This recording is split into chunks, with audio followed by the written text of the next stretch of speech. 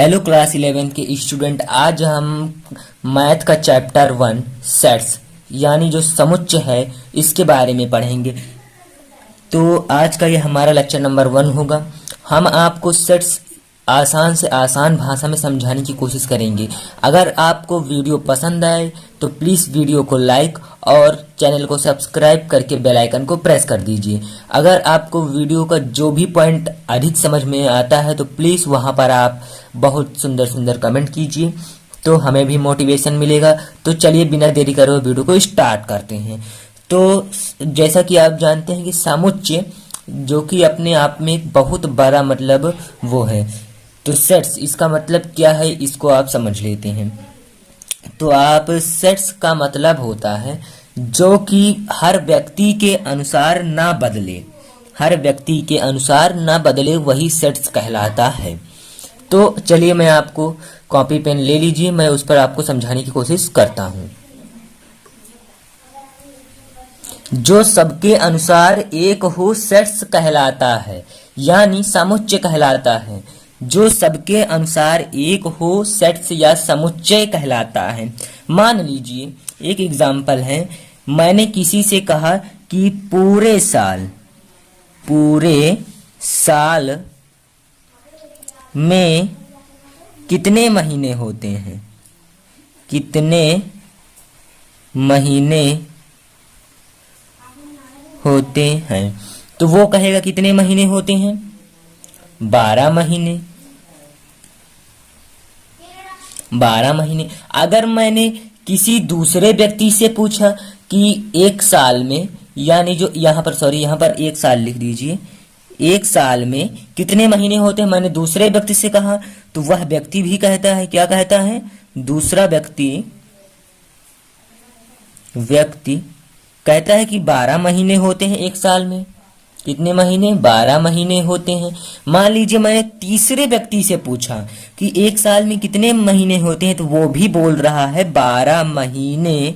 तो इन सभी का जो संग्रह होगा यानी इसका जो समुच्चय होगा, इसे ही सेट्स कहा जाता है, इसे ही सेट्स कहा जाता है। जो व्यक्तियों के अनुसार ना बदले, इसे आप किसी भी व्यक्ति के से पूछेंगे तो वो यही बताएगा कि 12 महीने होते हैं। अब जैसे मान लीजिए मैंने किसी से कहा कि पूरे साल में जितने महीने होते हैं उनका आप कलेक्शन करके मुझे बताइए। कलेक्शन मतलब इकट्ठा करके बताइए कि पूरे साल में कितने महीने होते हैं।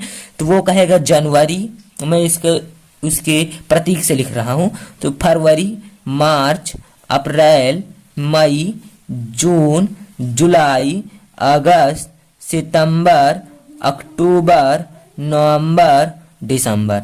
अगर मैं इसे किसी दूसरे व्यक्ति से पूछूंगा वो भी यही बताएगा कि पूरे साल में जनवरी, फरवरी, मार्च, अप्रैल, मई, जून, जुलाई, अगस्त, सितंबर, अक्टूबर, नवंबर, दिसंबर, इतने महीने होते हैं। अगर मैं उसे तीसरे व्यक्ति से पूछूंगा तो वो भी यही बताएगा, अगर चौथे से पूछूंगा वो भी यही बताएगा, पांचवें से पूछूंगा वो भी यही बताएगा।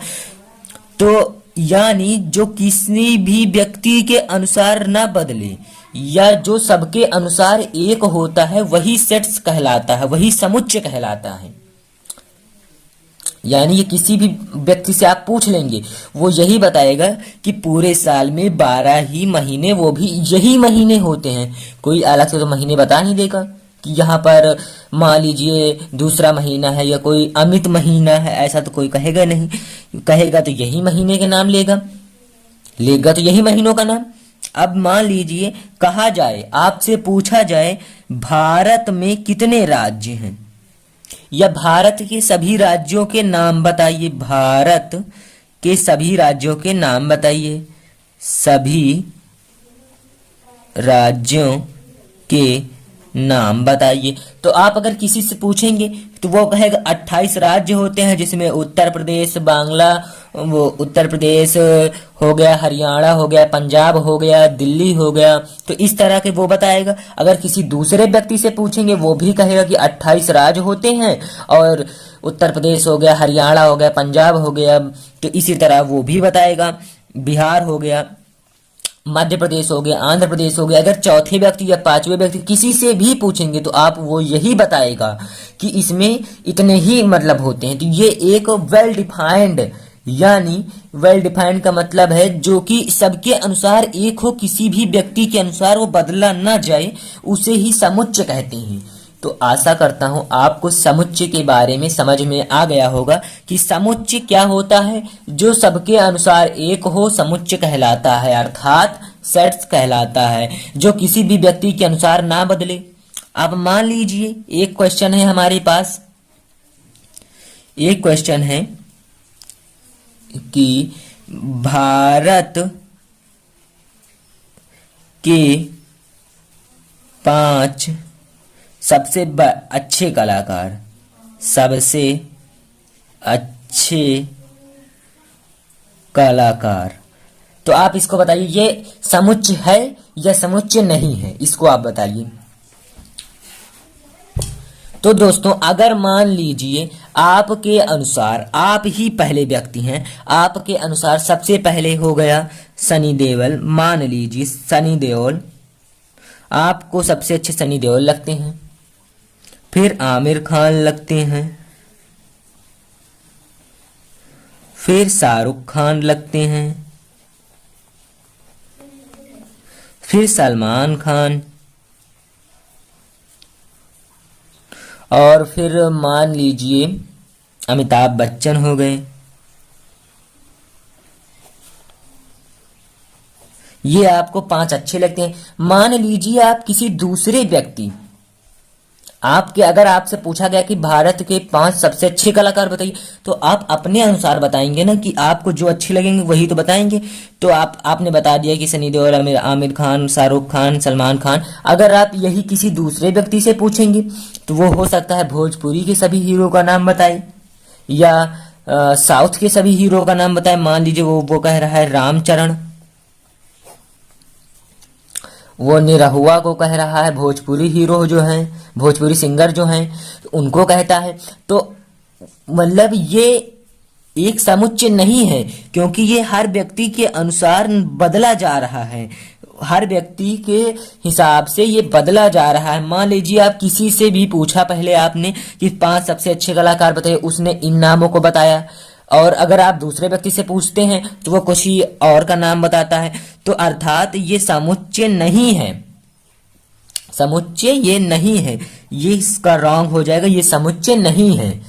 जो सबके अनुसार एक होता है वही समुच्चय कहलाता है।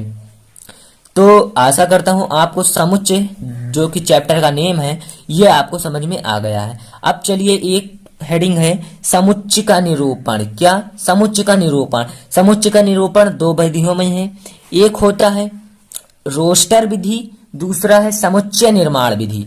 तो रोस्टर विधि तो बहुत ही आसान है, थोड़ा सा समुच्चय निर्माण विधि ही कठिन है, लेकिन हम आपको आसान से आसान भाषा में समझाने की कोशिश करेंगे। तो रोस्टर विधि क्या होती है, चलिए पहले इसकी परिभाषा को पढ़ते हैं, उसके बाद मैं आपको उसको समझाने की कोशिश करूंगा।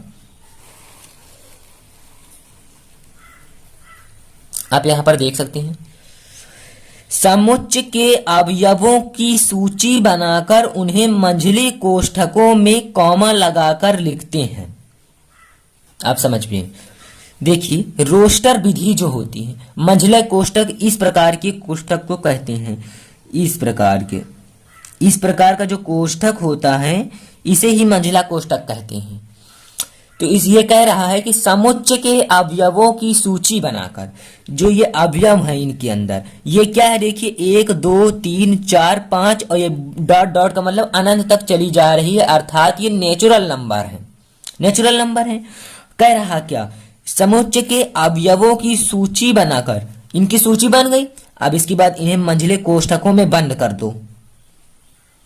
इसे ही क्या कहते हैं, कॉमा लगा लगा कर, अंदर कॉमा लगा लगा करके इनको मंझले कोष्ठक में बंद कर दो, इसे ही रोस्टर विधि कहते हैं। तो समुच्चय के अवयवों की सूची बनाकर उन्हें मंझले कोष्ठकों में कॉमा लगाकर लिखते हैं। ये देखिए, पहले इनकी सूची बना ली गई, 1 2 3 4 5, डॉट डॉट, इसका मतलब ये नेचुरल नंबर है, अनंत तक जा रहा है, और इसमें मंझला कोष्ठक लगा दिया गया। तो इस प्रकार ये आपका रोस्टर या सारणीबद्ध रूप हो गया ना। अब चलिए, अब दूसरा नंबर है कि अवयवों की सूची में हम पुनरावृत्ति नहीं कर सकते। जो ये अवयव है यहां से यहां तक, अगर मान लीजिए ये जो अवयव है क्या है, 1, 2, 3, 4, 5 अनंत तक चला गया। अगर इसी में 2 जो है वो 2 बार हो, या 3 जो है वो 3 बार है, मान लिया गया 3 जो है वो 2 बार 3 है, लेकिन यहां पर इन अवयवों की पुनरावृत्ति का मतलब है ये 3 जो है वो 2 बार नहीं लिखा जाएगा, वो एक ही बार लिखा जाएगा। कोई भी संख्या चाहे कितनी बार हो, मान लीजिए कोई संख्या 4 बार है लेकिन वह एक ही बार लिखी जाएगी, तो इसका मतलब हो गया अवयवों की सूची में, इन सूचियों में हम पुनरावृत्ति, अवयवों की पुनरावृत्ति नहीं कर सकते, अर्थात अगर 3 2 बार है तो उसको एक ही बार लिखेंगे। तो आशा करता हूं आपको रोस्टर विधि कि ये 3 पॉइंट समझ में आ गए। अब तीसरा पॉइंट है कि अवयवों को किसी भी क्रम में लिखा जा सकता है। अवयवों को किसी भी क्रम में लिखा जा सकता है, ये आपको नहीं, मतलब ये कहता है, इसका जो नियम है ये खुद कहता है कि अवयवों को किसी भी क्रम में लिखा जा सकता है। अगर आप लिख सकते हैं इसको, इस प्रकार भी लिख सकते हैं 3 4 5, 3 4 5, 1, 2 अनंत। इस प्रकार भी आप इसको लिख सकते हैं, इस प्रकार भी इसको लिख सकते हैं, यह एक नियम है। अब देखिए नोट पॉइंट है एक, किस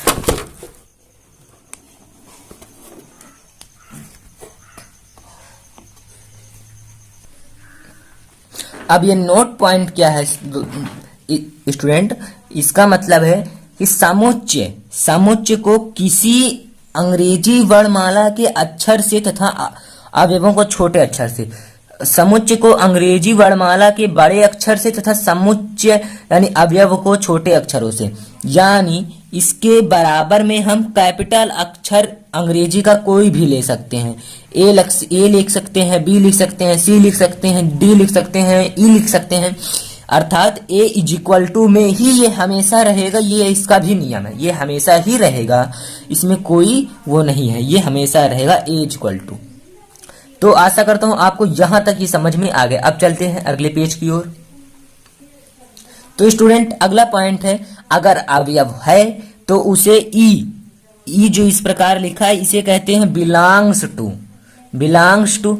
अगर अवयव नहीं है तो उसे डज नॉट बिलोंग्स टू ई लिख करके ऐसे वो कट कर दे तो ये हो जाएगा डज नॉट बिलोंग्स टू। आपको अभी ये नहीं समझ में आया होगा। मान लीजिए आप जो उदाहरण लिए थे ए इज इक्वल टू क्या लिए थे मंझले कोष्टक में 1 2 3 4 5 डॉट डॉट डॉट अनंत तक। इसका मतलब अब अगर ए बिलोंग्स टू का मतलब होता है जो इसके अंदर है, जो इसके अंदर है, तो ये तो अनंत तक संख्या चली गई है।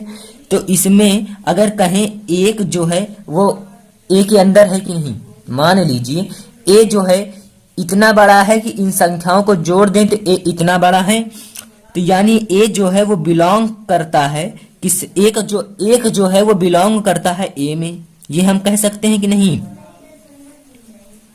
अब जो 2 है वो बिलोंग करता है ए में, ये भी बिलोंग है। जो 3 है ये भी बिलोंग करता है ए में, ये जो 4 है ये भी बिलोंग करता है ए में, सही है कि नहीं। अब जो है एक जो है वो बिलोंग करता है ए में, बिलोंग करना का मतलब होता है निवास करता है। ए बराबर अगर आप लिखे हैं 1 2 3 4 5 6 7 8 9 10 अनंत तक, तो यानी एक जो है ए के घर में है कि नहीं, एक जो है ए के घर में है कि नहीं, ये इसका घर हो गया। मान लीजिए आप ये इसका घर हो गया, तो आप मान लीजिए ये यहाँ पर रह रहे हैं तो ये इसका घर है ना कि आपका घर है। तो यहाँ पर एक जो है एक किसके घर में है, ए के घर में है, यानी है भाई। 2 किसके घर में है, ए के घर में है। 3 किसके घर में है, ए के घर में है। 4 किसके घर में है, ए के ही घर में है। जब ए के ही घर में है तो इसे बिलोंग्स टू कहते हैं, इसे बिलोंग्स टू कहते हैं। अब मान लीजिए मैं एक एग्जांपल लेता हूं, यहां पर 1 2 3 5 8, ये मैंने एग्जांपल ले लिया 1 2 3 5 8। अब अगर इसमें कहा जाए एक बिलोंग करता है ए में, ए इज इक्वल टू ये दूसरा एग्जांपल है स्टूडेंट। ये होगा ए के पूरे सदस्य हैं, ए के ये पूरे सदस्य हैं, ए के ये पूरे सदस्य हैं। तो इसमें हम कह सकते हैं जो एक है वो बिलोंग कर रहा है ए में कि नहीं, ये इसका घर है मान लीजिए, तो इसमें जो है एक जो है ये एक है जो ये बिलोंग करता है कि नहीं ए में, जी हाँ करता है ए में। तो इसी के साथ जो दो है वो बिलोंग कर रहा है ए में, जी हाँ बिलोंग कर रहा है। तीन जो है वो बिलोंग कर रहा है ए में, जी हाँ कर रहा है, तीन भी है इसके घर में भाई ए। आप दोस्तों यहां पर एक मोस्ट इंपॉर्टेंट बात आई, अब चार क्या इसके घर में है, नहीं है ना, चार इसके घर में कहीं पर है, आप देख सकते हैं 8 तक ही संख्या है, 1 2 3 5 8। तो यहां पर क्या चार इसके घर में है, चार इसके घर में नहीं है। तो आप यहां पर लिख सकते हैं चार डज नॉट, यहां पर ऐसे कर देंगे तो इसे पढ़ते हैं डज नॉट बिलोंग्स टू ए, यानी जो चार है वो इसके घर में नहीं है, चार जो है इसके घर में ए के घर में नहीं है, यहां पर आप देख सकते हैं। इसी प्रकार 5, जी हाँ 5 इसके घर में है, यहां पर हम देखते हैं जी हाँ 5 इसके घर में है, तो ये बिलोंग्स टू ए। अब यहां पर देखिए क्या 6 इसके घर में है, नहीं है ना 6 इसके घर में, तो यहां पर आप लिख सकते हैं 6 डज नॉट बिलोंग्स टू ए। तो 7 इसके घर में है, नहीं है, तो यानी 7 डज नॉट बिलोंग्स टू ए। अब 8 इसके घर में है, जी हाँ है, तो आप यहां पर लिख सकते हैं 8 बिलोंग्स टू ए। तो आशा करता हूं आप belongs to does not belongs to समझ गए होंगे, यही मैं यहां पर आपको समझाने की कोशिश करता हूं। तो यहां तक आपको अगर समझ में आ गया तो प्लीज वीडियो को लाइक एंड चैनल को सब्सक्राइब कर लीजिए, अभी तक जो आपको समझ में आया है। तो अब आगे हम और चलते हैं, आपको यहां पर धमाकेदार वीडियो हो जाएगी दोस्तों। स्टूडेंट अगर आपको समझ में आए तो प्लीज अपने दोस्तों में भी शेयर कीजिए। तो चलिए अब अगला हेडिंग है समुच्चय निर्माण रूप। समुच्चय रोस्टर विधि आपने पढ़ लिया, अब यहां पर समुच्चय निर्माण विधि पढ़ेंगे। समुच्चय निर्माण विधि है रोस्टर विधि का ही एक भाग, लेकिन इसमें दूसरे हिसाब से उसको प्रतीक किया जाता है।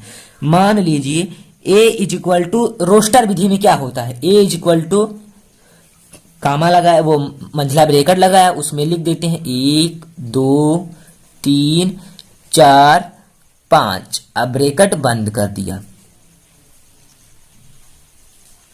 ब्रेकेट बंद कर दिया। अब जब इसे ही जब समुच्चय निर्माण रूप में लिखा जाता है, जब इसे समुच्चय निर्माण रूप में लिखा जाता है तो किस प्रकार लिख सकते हैं, तो हम लिखते हैं पहले तो ब्रेकेट लगाना है जो कि मोस्ट इंपॉर्टेंट है, ब्रेकेट आपको हमेशा लगाना है। उसके बाद देखिए इन सभी संख्याओं को x मान लेते हैं, x मान लेते हैं, माना x, इन सभी संख्याओं को हम x मान लेंगे, तो यहां पर लिखेंगे x। आप फिर 2 बिंदी लगाएंगे, तो 2 बिंदियों का मतलब है इन 2 बिंदियों को ही सच डैट कहा जाता है, सच डैट, इन्हें ही सच डैट कहा जाता है। x लगाया, सच डैट लगाया, आपने लगा दिया सच डैट। अब देखिए x लगा दिया, इसका मतलब ये सारी संख्याओं का मान हो गया x। अब जो x है वो किसमें बिलोंग करता है, पहले मान लीजिए जो यहां पर ये इसका मतलब होगा ये सारी संख्याओं का मान हो गया x। अब जो x है यहां पर ये है कि कौन कौन संख्या है 1 से 5 तक, x में 1 से 5 तक की संख्याएं हैं। इस संख्या में एक देखिए 1 से 5 तक तो है, तो यहां पर लिख देते हैं x का मान 1 से 5 तक, 1 से 5 तक है x का मान, जो x का मान है वो 1 से 5 तक है, तथा जो x का मान है वो 1 से 5 तक है। और जो x है यहां पर फिर से दोस्तों समझ सकते हैं आप, जो x का मान लीजिए इन सभी संख्याओं को आपने माना x, जो x है यहां पर वो 1 से 5 तक है, और जो x है वो बिलोंग करता है a में, ये सारी संख्याएं a में ही तो बिलोंग करती हैं। तो यहां पर आपको लिखना पड़ेगा कि x जो है वो बिलोंग्स टू, कॉमा लगा दीजिए यहां पर, x बिलोंग्स टू ए में, फिर मंझला ब्रैकेट बंद कर दीजिए। इसे ही कहा जाता है समुच्चय निर्माण रूप। एक बार फिर से मैं संख्या लेता हूं, 1 4 9 25 नहीं 16, यहां पर 16 लिख लीजिए। अब इसको मंझले ब्रैकेट में बंद कर दीजिए। b is equal to, capital में चाहे कोई भी संख्या ले सकते हैं। अब अगर आपको इसको समुच्चय निर्माण रूप बनाना है तो आप किस प्रकार बना सकते हैं, पहले तो आपको कामा लगाना है, फिर इस संख्या को आपको x मान लेना है, x मान लिया, सच डेट लगाना है जो कि हमेशा ही आपको लगाना है। अब यहां पर आप रुकिए, x कैसी संख्या है, x जो है वो कैसी संख्या है, तो आप यहां पर लिख सकते हैं जो हमारा x है, क्या जो हमारा x है, देखिए 1 फिर 2 दूनी 4, 3 त्रिका 9, 4 चौक 16, यानी 1 से 4 तक का वर्ग है। x 1 से 4 तक का वर्ग है, 1 से 4 तक का वर्ग है, कॉमा जो x है वो बिलोंग करता है। अब यहां पर देख पा रहे होंगे x किस में बिलोंग कर रहा है, स्टूडेंट x इसमें b में बिलोंग कर रहा है। तो यहां पर आप लिख दीजिए x जो है वो किस में बिलोंग करता है, b में बिलोंग करता है, किस में, b में। तो आशा करता हूं आपको समुच्चय निर्माण रूप भी आसानी से समझ में आ गया होगा। अगर आप एक एग्जाम्पल और ले लेते हैं, मान लीजिए c is equal to, capital C is equal to है हमारे पास क्या, 0 1 2 3 4, ये है। इसको अगर आप समुच्चय निर्माण रूप में लिखना चाहते हैं तो आप कैसे लिख सकते हैं, पहले तो आपको ब्रैकेट लगाना है जो कि हमेशा लगाना है, फिर आपको x लिखना है, इनकी संख्याओं का मान लीजिए x। अब देखिए सच डेट लगाना है आपको। अब x कैसी संख्या है ये आपको यहां पर बताना है, पहले x लिख लें। अब इसके बाद ये कैसी संख्या है, तो स्टूडेंट आपने क्लास 10th में पढ़ा होगा पूर्णांक, प्राप्तांक, पूर्ण संख्या और जो प्राकृतिक संख्या होती, इन सभी के बारे में आपने पढ़ा होगा। अगर नहीं पढ़ा तो आप कमेंट कर दीजिए, मैं उसको आपको वीडियो बना दूंगा। तो इसका मतलब है ये जो संख्या 0 से स्टार्ट होती है उसे ही पूर्ण संख्या कहा जाता है। तो अर्थात जो x है वो यहां पर पूर्ण संख्या है, क्या है, अनंत तक जा रहा है, ये पूर्ण संख्या है। तो यानी x यहां पर कौन सी संख्या है, पूर्ण संख्या है। और जो x किस में बिलोंग करता है, कॉमा x बिलोंग करता है C में। तो हेलो क्लास 11th के स्टूडेंट, आपको यह लेक्चर कैसा लगा?